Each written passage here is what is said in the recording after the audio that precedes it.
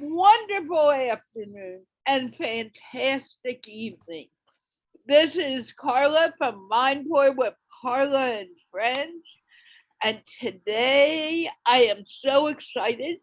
I have two people I haven't seen in a long time. I thought they were disappearing from my life. And when I told them that, they said no. But I still couldn't get them back. I have them here. Unfortunately, Cameron couldn't be here with us today. The plan was to have him also, but we have Neville Gaunt, which many of you know, and of course you know Jeff, because he was here every Thursday for over 2 years. Yes. And we have a new person, Ann Kessler, who has never been here before. And although we were going to talk about it now, get them to know each other, we never got around to it. So guys, be nice. That's all I ask. You may not always be nice to me, but be nice to her, please. Having said that, we're talking about our realities today. And what is your reality? I'm kind of curious about mine because it seems to be all over the place at times. But I know that I am Carla. That much I do know. And I do know that I am in this body right now, experiencing the world and changing my mindset to be more positive. So, knowing that, you know that I'm not dealing with a lot of the negative news or negative information. I am dealing with positivity as much as I can. Having said that, Neville, you're only here for half the show. So, can you please tell me, first of all, let people know who you are. They may have forgotten you. I never did, but you never know. And then tell the world what your reality is. Okay, thank you very much, Carla, for graciously inviting me back after a long absence. Who am I? In fact, it's probably easy to say, what do? We develop can-do people, simple as that. And the reality is, although a lot of people will say, if I ask the question, there could be 1,000 people in the audience, and I will ask the question, who's a can-do person?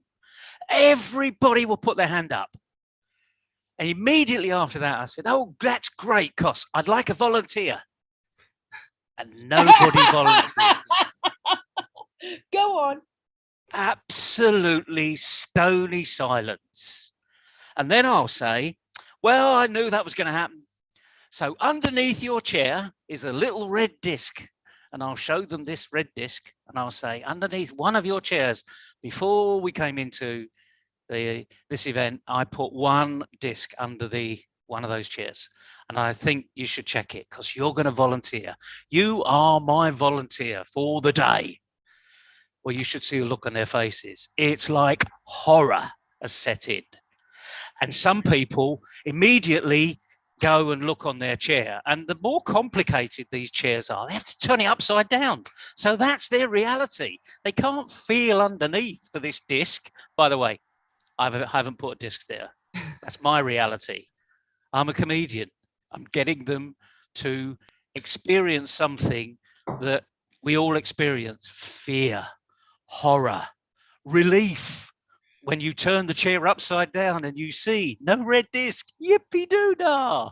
There's some other mug in the auditorium that's going to volunteer. And then you get people that don't go and don't look underneath their seat. And of course, the longer this goes on, and this could go on for 5 or 10 minutes. I mean, I have a lot of fun with this. And there's still and then another person says, well, better have a look. And then you'll get people crawling on the floor and looking underneath. So they're experiencing their reality, but I've created a false reality. because there is no disc. But it was powerful enough for them all to eventually look under the seat. And after about, typically, depends how many people are in the audience and how much time I've got on the stage, but it will be about 2 or 3 minutes. It will feel like 20 or 30 minutes to the people sitting in the audience, because now fear has set in. And you know what fear's like? And all this is about a damn little red disc for which you're going to volunteer, and you don't even know what you're volunteering for. But like anything else, you've created a reality in somebody's mind. And that's where I'd like us to experience today. It's the imagination. So if we imagine success, that's our reality. If we imagine failure, guess what? That's our reality too. And where was it? Was it Walt Disney that said it? We haven't got Jean here. She's normally good at this stuff. If you can dream it, you can do it. Or if you can believe it, you can do it. And that's absolutely his reality. And look at him. He made money out of a mouse with with big ears and no voice initially. So there you go. That's a kickoff for 30 cents. Hopefully it was a little entertaining. I think it was more like 50 cents. Oh, thank you very much.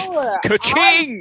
I love your kickoff, because you did bring out the fact that people get scared, and it's their scare that keeps them from doing anything different.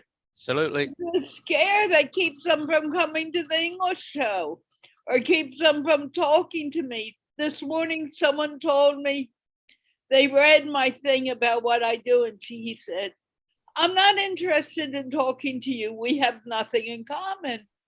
I wrote back to him. I said, I guess you're right. However, I've been meditating since, and gave him a date. And I love horses, but we have nothing in common. You are not willing to talk to someone a little different from you.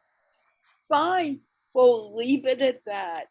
Jeff, what is your reality? My reality is, and I would say reality in how I see it is relative and obvious at the same time. While I do believe we can manifest a reality we want to if we allow ourselves to dream, if we allow ourselves to be empowered and be virtual in where we are present, anything becomes possible, whether it's in the dream world or, if you will, our real world.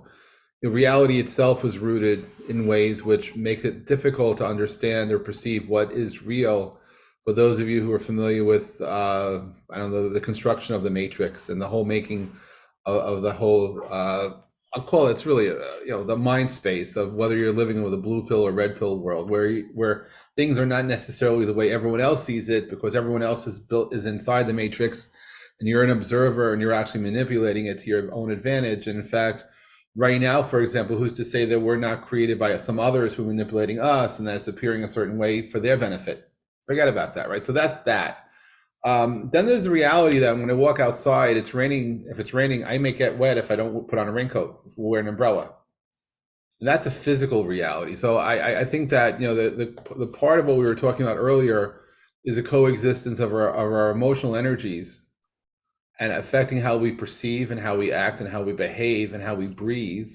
And that energy will drive our physical realm and will directly affect how we are doing. Because if in our mind we're having a panic attack, then in the physical realm we very well may be having a panic attack. And if our mind we're enjoying great delight and joy because we're imagining something which gives us great delight and joy, physically it may represent the same thing.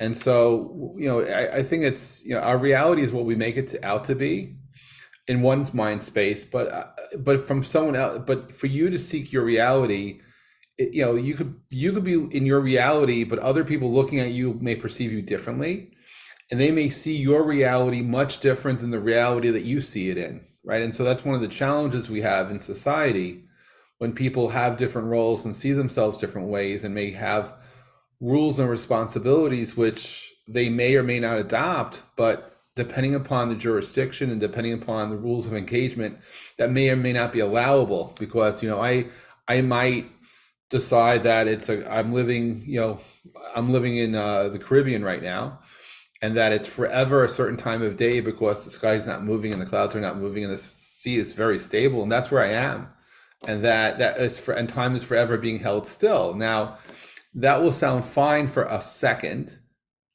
and then when you come out of it, you know, are you really sane? Because reality also goes with our ability to determine whether somebody is cuckoo. We have our own relative perception of what is real and how other people see reality, and then we make judgment calls. And that we have a whole set of rules of how to handle folks who may not be in sync with reality, if you will. So my reality is I'm on a show right now with you beautiful people, and we're talking about the world as we experience it. That in my reality, we're allowed to dream, we're allowed to be, we can breathe and be who we are, and find a high level of vibration that we can coexist with everyone else in the world. That is my reality. And are you happy in your reality? Today I am. I love it. Why are you happy today? Are you happier? Happier today than you normally are? I'm just for a long time I could not come to this show because I had a different obligation in my reality that I had to attend to, that I had to let go to, and I had to be present at. So to have the choice to come and say yes and be present here is joyful and delightful. So when I have not been able to be here, either due to situations out of my control directly, it's not always a fun day, and I'm reminded that I'm not there because of where I had to be. So the fact that I can be present here today is joy and delightful to me, and grateful for that. And I am extremely happy to have both you and Neville here again. It's such a... So, by the way, in my case, it wasn't like I wasn't coming back. I just literally had to be a certain place. And, you know, I have time off until September 13th. And then perhaps after that, and when you don't own your calendar, it's sort of like not having control of your reality, because I'm someone who was fortunate prior to the pandemic to travel often. I had a schedule. And when I don't know what I'm doing, it's very hard for me to make any type of commitments in this realm. So that's where my reality and your reality clash or have conflicts. But when we could find symmetry and love, then we have coexistence, and it's beautiful. So I like that. And it's so wonderful to have you back. I am thrilled. Thank you. Joy, what is your reality? So this is something I've been really focused on lately. I just started school, as Carla knows, for my Philosopher of Divinity. And my reality pretty much up until maybe about 6 or 8 months ago was skewed by just old beliefs that I was raised in by my family and by those around me. And I've been learning about energy and how we are all energy and we all impact one another. And everything in the world, you know, is putting out some type of energy. And so I've been creating my own reality, and I'm so happy to say that I love my reality. I just try to vibrate from unconditional love, which is the highest vibration.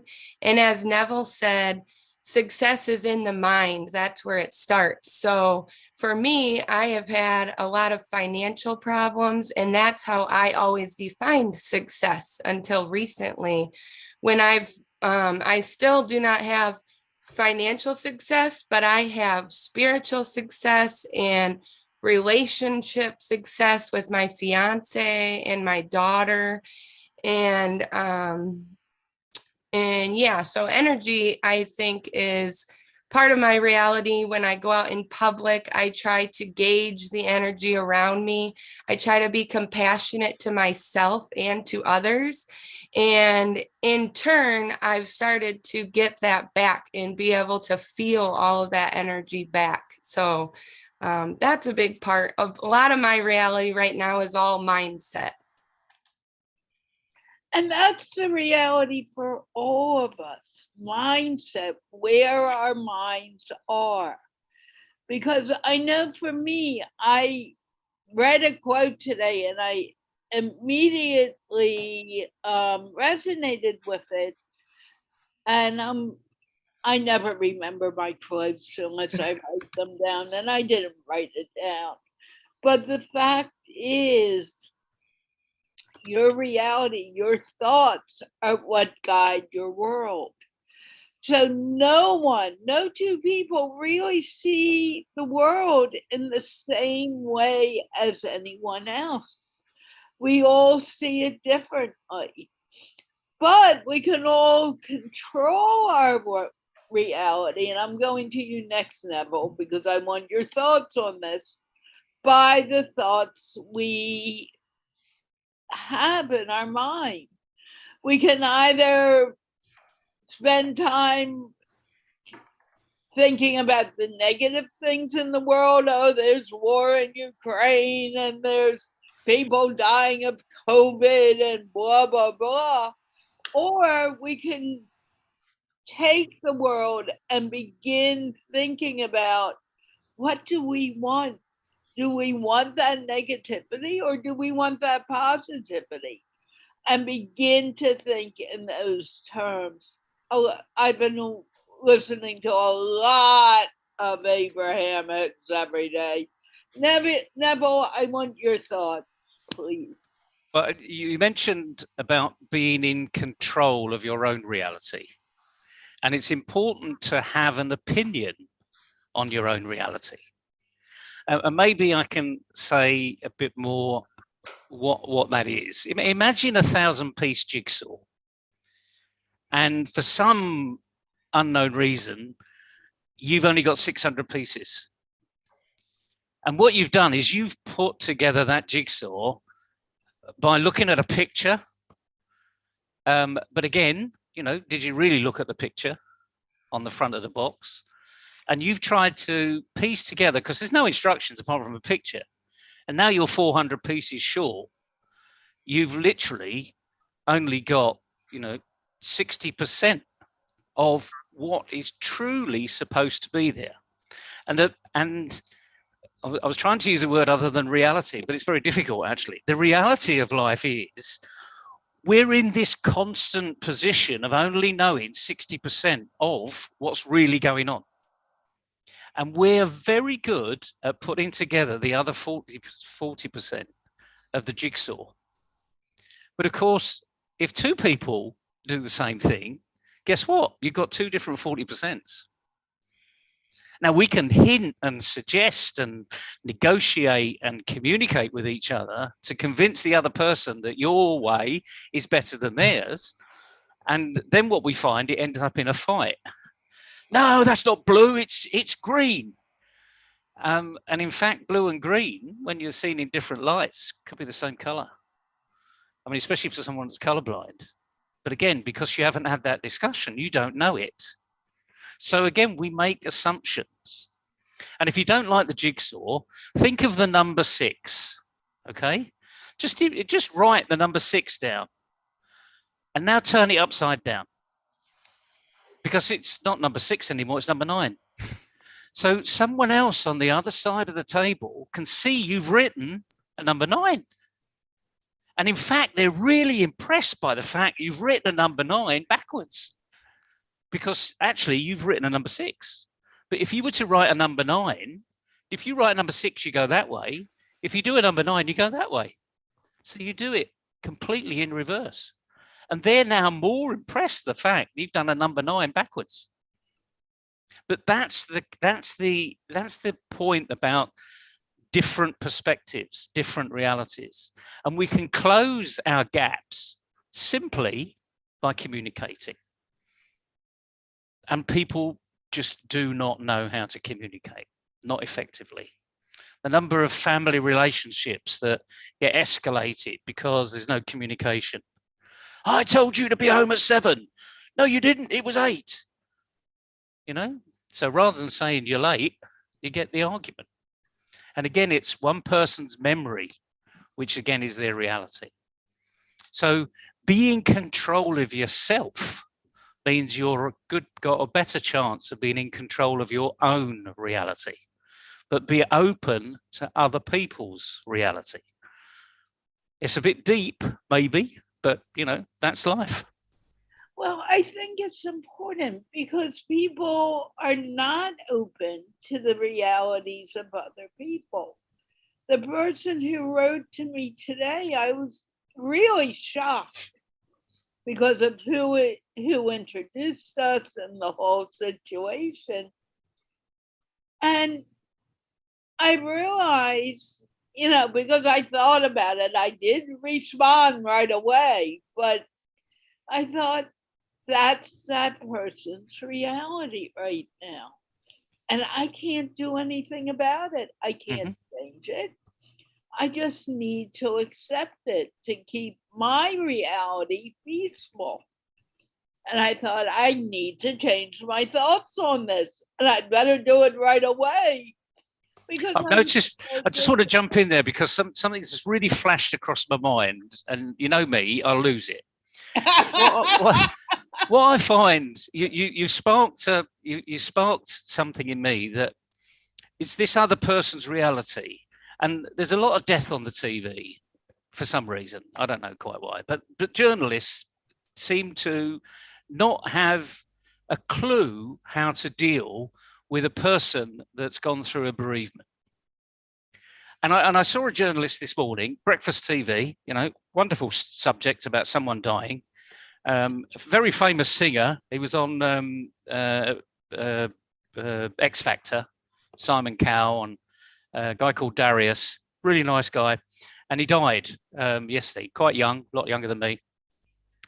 And the commentator, the journalist, said to a really good friend, "Oh, I know what you're going through." What the hell? How do they know what you're going through? They not even asked the question, how do you feel about that? I know what you're going through. I mean, well, how presumptuous. And this is a journalist on primetime TV, the so-called BBC. This is the news from the BBC. We are the best journalists in the world, blah, blah, blah. And this journalist came out and said, I know how you're feeling. And I thought that was pretty tantamount to be disrespectful, frankly. But the trouble is I probably hear that too often now because I'm actually listening out for people telling me what my reality is. Oh, Neville, you don't understand. I don't care, frankly. It's not for me to understand. This is your company. This is about you understanding it. And if you don't understand it, well, what am I doing here? I'm just asking you questions.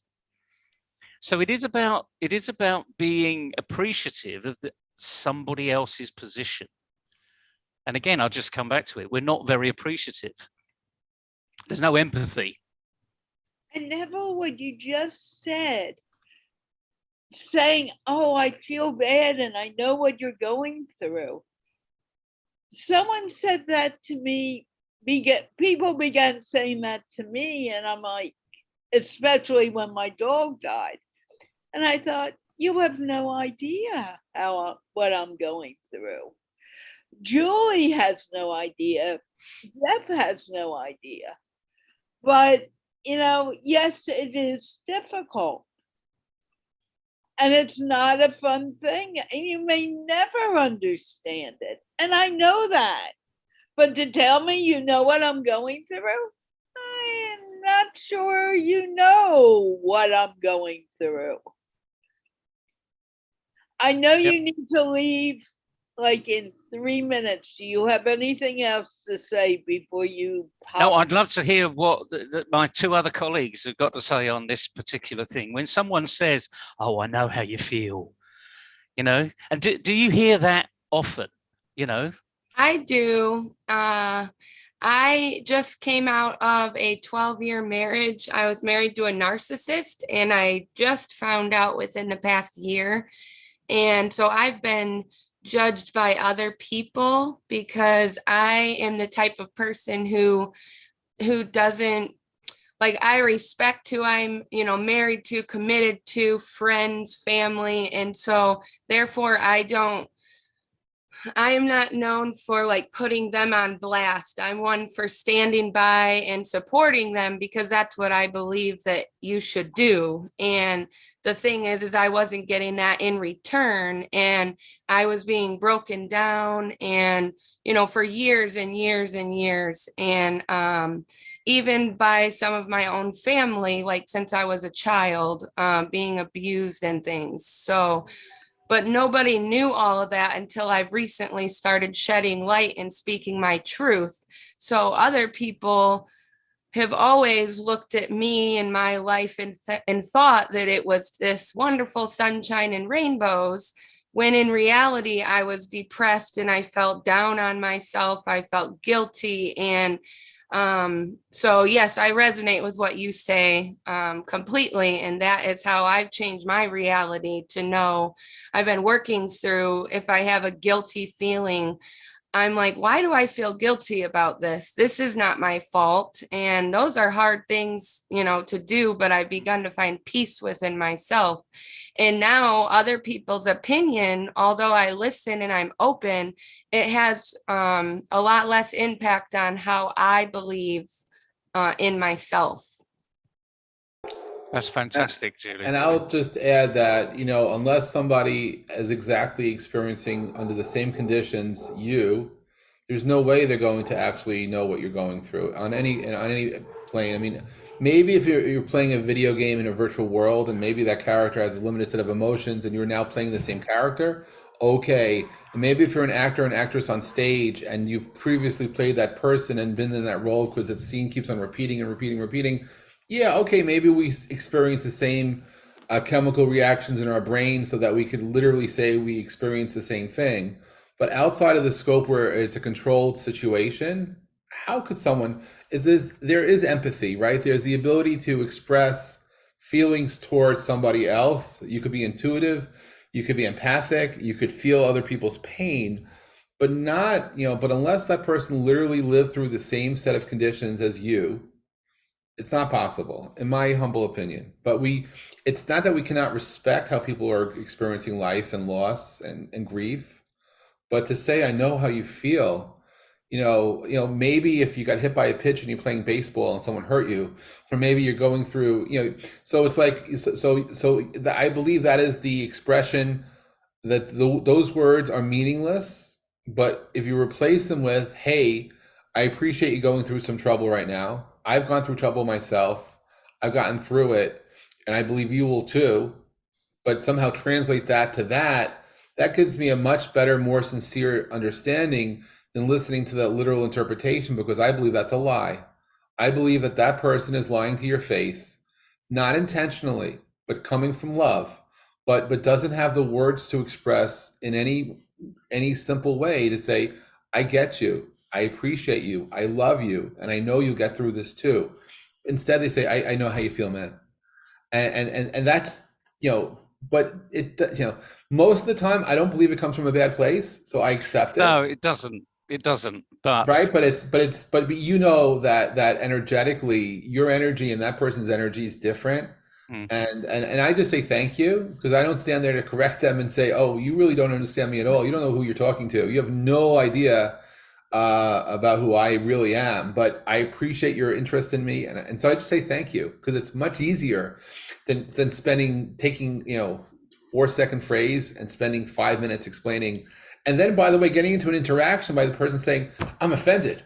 What do you mean I'm lying to you? What do you mean I don't understand you? Of course I do. You're simple. Or whatever they say. Then it just makes it worse. So it's like exactly.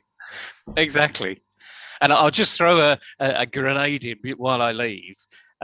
Spending good 30, 40 years of my life in corporate arena, there was a phrase that would go around in the 90s where you're in a big meeting and someone says, oh, I hear you. And they didn't. They they're not interested. They want you to be quiet. They want you to shut up. Exactly. And trying to get me to shut up, as Carla knows, that's pretty tough. Anyway, on this occasion, I'm going to shut myself up because I'm going to have to go. But it's been great to see you all. Have fun with the rest of the show, and I'll see you all again soon. Nice to see Bye, you. Neville. You better come back soon. I'll be back. I'm always here. I'll be back. I'll be back. I'll be there. I'll be back. Okay.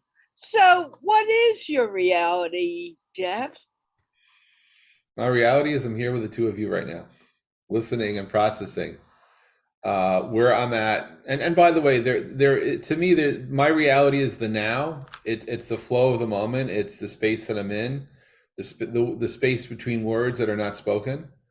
My reality is breathing, being present, maintaining, a highest level of energy, vibration as possible, while at the same time being grateful, being grounded, and having an awareness of who I am and understanding whom I am with.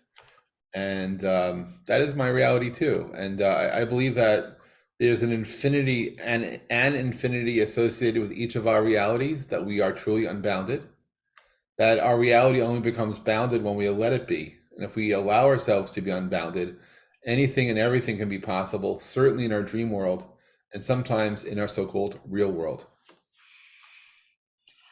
So, knowing that, and I know Julie agrees, our reality is in the moment. Most people don't realize it. And they make their reality the 10 minutes earlier when I may have said, oh, be quiet. And they're worried about me saying, be quiet, or they're worried about something that maybe they said to me instead of the present moment. How can we help people realize that this moment is the only moment we have in the world at any given time? I believe that is the truth spoken. I used to do a conference called The State of Now. I for a while was fairly good friends, fairly active communicator with Deepak Chopra. He's a friend of mine, even though I have not spoken to Deepak in a few years. I'm quite sure if Deepak's heard the show, hi Deepak, that he would smile and say, yes, I know, Jeff. And that, when you're in the now, you're in the flow of the moment. And so if people don't get that because they're so worried, well, first of all, it helped with when I was growing up, and for that matter, I don't think we ever grow up, but that my father banged it into my reality that worrying was a waste of time. That if you're going to worry about something, that you literally are wasting time, so don't worry. It's not that and by the way, it's not that I haven't carried worry with me from time to time. Worry is not my friend. And when I let go of worry, I can then live. I can then breathe freely. And while I may have a consciousness and an awareness of things that may happen, that someone may yell, scream, I don't let that stop me from being who I am. And I don't allow that to stop me from breathing and being. And I've had over the years a lot of beautiful moments where, the thing is there are some moments that are just moments, and there's some moments that last forever. It's up to you to define what they are. It's like I remember being in a very noisy party, and I had a 60-second conversation with somebody that I don't remember their name of the person I had it with, but we did something together that is forever marked in time. And that person also remember and understand. That was my demonstration of what the state of now is all about. I was wearing a t-shirt that said, welcome to the state of now. They wanted to know, what is the state of now? And I did something innocently enough, and it helped record that moment forever. And it's like, look at a beautiful sunrise or sunset. Like I learned a long time ago not to take them for granted. That every evening, every morning, the sky puts on a dance, at least when you're not raining outside, and you can enjoy the delight of the natural world if you let yourself be delighted by that. And sometimes it's the lack of noise that's delightful, but you need to. So to answer Carla's question, how do you help other people come to be in this state of now is to encourage them to breathe and be. I did my God, probably 8 years ago, I did a meditation in Penn Station in New York City, in the loudest and craziest, most distractive place possible. I went quiet and I tuned out all the noise and I breathed and I basically let myself be travel based on where certain noises were coming from. But when I went quiet, I was able to hear everyone screaming at each other. I could hear the buskers playing music in the background. I could hear the announcements. I could see so many people running from station to station across the station from point A to point B. Nobody was in the present. Nobody was really there with me, just watching and observing life happening. They were all running as if this was a play that I was orchestrating. And I felt very, very gifted at that moment to be with someone. And together we observed so many others being, we were in that state of now, almost in a hypnotic state. If you looked at us, you'd think we're nuts because we're just moving very slowly while everyone else is going so fast. And I spent an hour and a half like that, just focused, meditating, being aware with my eyes open and feeling the energy and the pulse of Penn Station. And the noise took me out of Penn Station, across right around Very Busy Block and back inside in about 90 minutes. And I still remember doing that. I don't remember everything that happened because I didn't speak for the time. It was 90 minutes of silence, but it was 90 minutes of total chaos on the other hand. And that to me was being an observer of the now, where most of the others who I was at least observing were not very present, even though they were physically in that realm with me. Joy. I wanted to give an example of my own through how I've been learning to live in the now. And for me, it's all been connected to feelings, and through meditation and other practices, I've been working through feeling a feeling. Like I'll use anger because I used to get so angry all the time and be, and I used to be a yeller, like just about anything and everything. And I've recently been really learning and trying to take control of the feelings, but not blocking those feelings. So if I get angry about something, instead of lashing out with my words, I allow myself to feel the feeling, and it's like it washes through me. And then as long as I don't lash out, then I just get almost an immediate sense of relief. Just allow it to pass. Whether you think it's right or wrong, one thing I've really learned is not to judge your feelings because they're valid. Now, however, what you do with the feeling is up to you. And that's one thing, if you lash out, you're creating your reality in the way that whoever's around you is most likely going to lash right back out to you. However, if you allow yourself to feel the feeling, let it wash through you, and then find an alternate way to respond, then you've just taken control of your reality in amazing ways, because I've seen myself and experienced myself do it recently, and I'm so proud of myself when I do. Many people are afraid of feelings. I've had people say to me, feelings are not real. What? But the point is, the person, Jeff, but the point is, feelings are very real. And people are afraid, well, if I feel this, I'm going to have some problem or some repercussion, instead of allowing it to flow. And feelings are what keep you in the moment also. I mean, I get angry, I admit to it. I can be a pain in the neck when I'm angry. I feel sorry for the person on the other side. When I calm down, I'll apologize. But anger is there. Love is there. Appreciation is there. Lack of appreciation. all of these things are what guide our universe. And if we could only learn to stay in the universe that is making us happy, think of what we could create. Jeff, you are really good in talking about manifesting your life. Look at what you've manifested through your life. I am truly, I truly believe in being in manifesting your destiny. I believe in quantum manifestations, to that matter. And really, if you allow yourself the possibility of envisioning where you want to be, you can get there. You have to allow yourself, though. Don't block yourself. I mean, the biggest enemy to most of this is yourself. You're the one who says no before somebody else does. So when you allow yourself to be present in your life and you open the door of opportunity, take it. And if you, by the way, if you see blockages, find what you can to unlock those, to remove those blockages, or find a direction that more resonates with you. And by the way, your destiny is not necessarily someone else's destiny.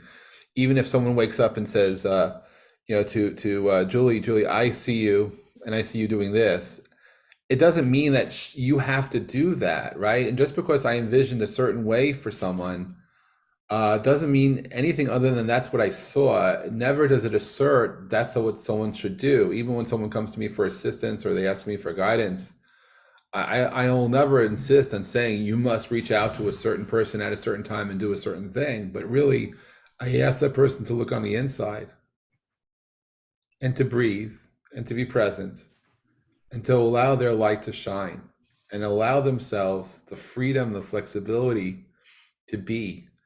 And depending upon what it is they're looking to manifest, and this is really a universal thing, because I do believe through quantum physics, anything becomes possible, more than anyone even understands or appreciates. But to step number one is to close your eyes and to breathe and to be present, and open up your mind's eye and see what it is you want, and don't deny it, but envision it, embrace it, find the path that you need to get there. For many people, seeing the goal and saying, okay, my wish was granted. What did I get? Where am I? And through believing, unbounded believing opens up the opportunity for unbounded opportunity. And you just have to allow yourself to be part of that to happen. And it's something which magically it's magical in the sense that I don't have any words in the physical reality, the physical realm, to explain how great this is. But I have seen the experiences, and for me, one thing is unbounded belief, that when you believe in something to happen, it can happen. Now, I'm not suggesting that someone do something silly like try to defy the physics of law on this planet. So I'm not saying if you fall 10 feet, you're going to fly. You might get hurt.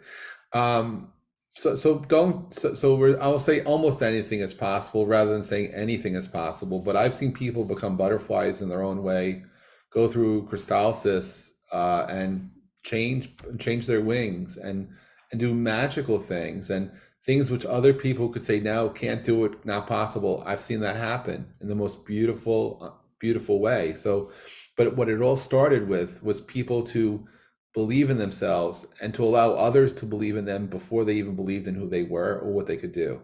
Once that happens, you have a great opportunity to manifest a destiny, manifest a presence that maybe was not achievable, but really always was. It's very much like the Wizard of Oz or any type of story where you have the gifts, you just don't know you do. And it's really, you have the courage, you have the intelligence, you have all the pieces you need to be on that journey. You just have to take yourself there and realize you're not where you used to be, but you will get to where you want to be. And then be open to understanding who you are and not be afraid.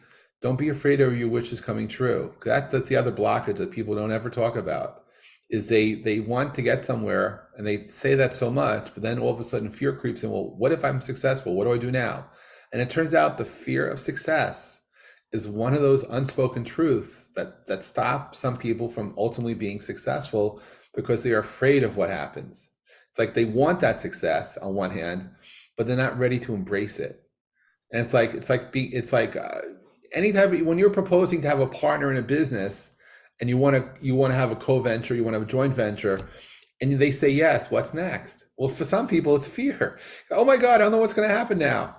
But it's, in fact, and some people want to get a new job. It's like, oh, you got the job, but now I'm so scared to go to work. Like, what's going to happen? Or this time of year in America, we go back to school. Like, people who are still in school, like, there's so much fear in August going into September about going into a new grade. For some people, it's going back to seeing friends. But for people who didn't necessarily have the best high school or college experience, perhaps it's a fear of the unknown, right? But ultimately, you're there because there's maybe an ultimate reason why you went through those processes all along. So to answer your very short question in a very long way, right?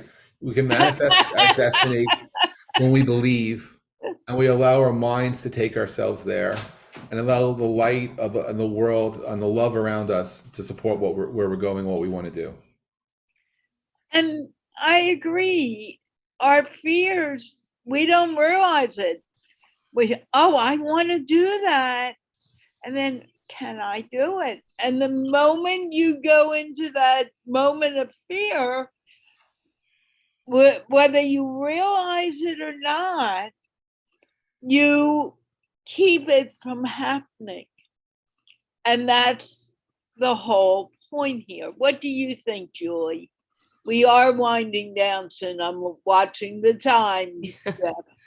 Yes, I agree definitely with both of you. For an example, Carla knows about countries connecting, and this is an example of me manifesting something amazing around the world that I, to be honest, didn't even realize I was manifesting. I was just trying to create friendships around the world for my daughter Zoe and I. And so I made this Facebook group, and then all of a sudden I started making all these friends in Africa and in Europe and in South America and Australia. And then all of a sudden we were having weekly leadership meetings. And I realized one day that I had nonprofit founders and pastors and educators, and we started building these programs, and now we're on the verge of it becoming an international nonprofit. And in Uganda specifically, I have one nonprofit, probably like the main one we work with right now. They've started implementing these women's entrepreneurial programs, and these help teach children, more how to read. And then it's just amazing to see all this happening over in Uganda, and my nonprofit hasn't been able to give $1 to them. And so it's all just based on positivity and friendship and love, encouragement, and putting all heads together to come up with ways to help our communities around us. And so that's like a huge thing I truly believe I manifested and am currently still manifesting. Abraham Hicks often says, whether we've manifested it or not, we continue to manifest it because it becomes more and it keeps growing. Jeff, we are coming towards the end. I'm going to ask for closing remarks and get you off before 1:30. Thank you. I'm grateful for that. Grateful actually to both of you and to Neville and to everyone who's listening today to understand. And just remember that your reality is what you make it out to be. And that when you're looking to manifest your future or manifest your destiny, believe in yourself. And you can and it can happen. That magic is around us. Love is around us. And as long as you are open to self-love and finding ways to appreciate you, to breathe, to find your center in the most chaotic days, for you to understand that you close your eyes, you breathe through it, you'll get through it. That, congratulations, you've already gotten through your toughest day of your life if you're hearing this right now, because you already got through that. imagine going forward, right? Anything becomes possible. Understand and appreciate you are who you are, no matter what anyone says. You got it. You definitely do. Love yourself, love those around you when you can. Anything becomes possible when you believe. Thank you. It's very interesting what you said, and I just want to comment on it. You said you got it. And every time I hear someone say that, I wonder, do I really got it? Yeah, Do you I in really in your know? case, yes, because if you when you can take away the doubt, and that's really all I'm really saying is to manifest in the positive and remove any fear or doubt from your mind. The magic will give you the path to follow. That when you follow what you see in your mind, you will get it. I apologize for actually asserting you got it, because I don't even, just like Neville was saying, oh, I hear you. Oh, I know how you feel. You got it was really more meant to say that I have confidence and believe in you. And I know that no matter what the trauma you may feel from it, you will get through it. And I believe in that. And so while I may not be able to know how you are feeling, I am allowed to believe in you. And I'm allowed to believe that you will get through this. And I can envision you being there, because when I close my eyes, I can see you getting past your goal and achieving way beyond even your dreams, because I do have that strong a belief in your abilities. So it is to understand that others here are some may be here to support your journey. Find your peers, but at all times, allow yourself to engage in self-love and allow yourself to be there for you when you need it the most. Thank you, Jeff. I really needed to hear that today. Julie, what are your final remarks? Yep.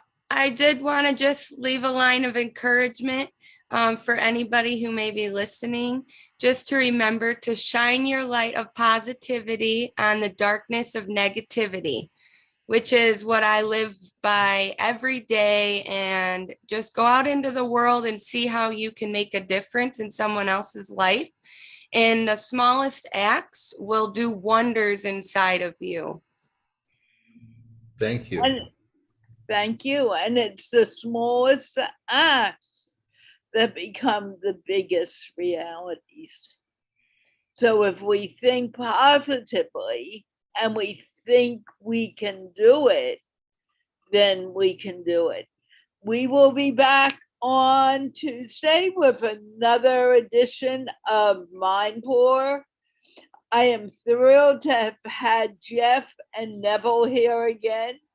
Jeff, if you're available next week, let me know. And of course, I am extremely happy to have Julie here too. And with that, can we all wave goodbye? Bye. Bye. Bye. Thank you.